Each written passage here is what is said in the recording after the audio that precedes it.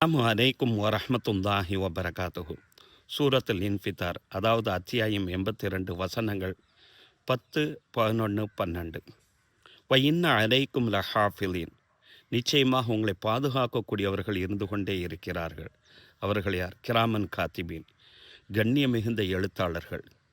யஅலமூன மா தஃபாலூன், நீங்கள் செய்யக்கூடிய ஒவ்வொரு விஷயத்தையும் நன்கு அறிந்தவர்கள். இது வசனத்துக்குண்டான அர்த்தங்கள். சரி, இதற்குண்டான தஃப்சீரை பார்ப்போம்.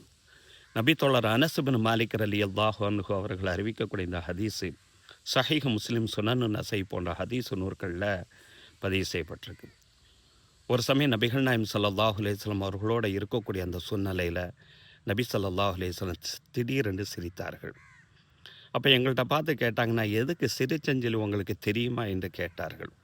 அல்லாஹு வ ரசூலுஹு அலம், அல்லாஹும் அவனுடைய தூதரும் மிக தெரிந்தவர்கள் என்று நாங்கள் பதில் சொன்னோம்.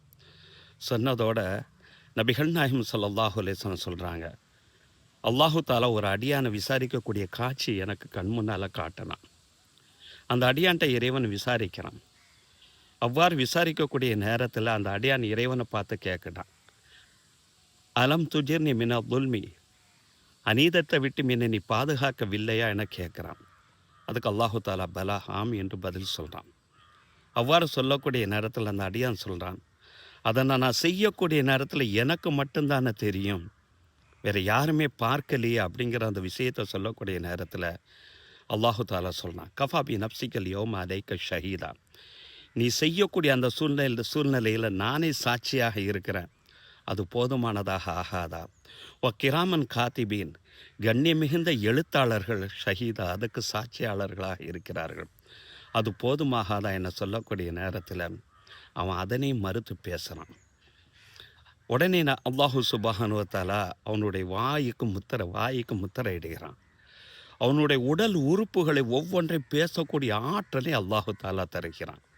அவருடைய மூட்டு பகுதியிலிருந்து உடல் உறுப்புகள் ஒவ்வொன்றும் பேசக்கூடிய ஆற்றலை அல்லாஹு தாலா அந்த உடல் உறுப்புகளுக்கு தருகிறான்.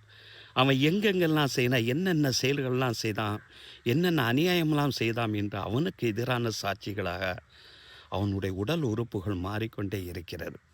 இந்நிலையை பார்த்தவுடன் உங்களுக்காக வேண்டித்தானே நான் இவ்வளோ உலகத்தில் நான் இது பண்ணினேன், இந்த உடம்பை பாதுகாக்கிறதுக்காண்டி தான் நான் அவ்வளோ பிரயாசித்தம் பட்டேன், எனக்கு எதிராகவே நீங்கள் சாட்சியாக ஆகிவிட்டதே, அவமானமாகிவிட்டது என்று அந்த இடத்துல அந்த மனுஷன் சொல்லக்கூடிய அந்த சூழ்நிலைகள், இதனை நேரடியாக பார்க்கக்கூடிய நேரத்தில் எனக்கு சிரிப்பு வந்தது என்று நபி ஸல்லல்லாஹு அலைஹி வஸல்லம் சொல்கிறார்கள்.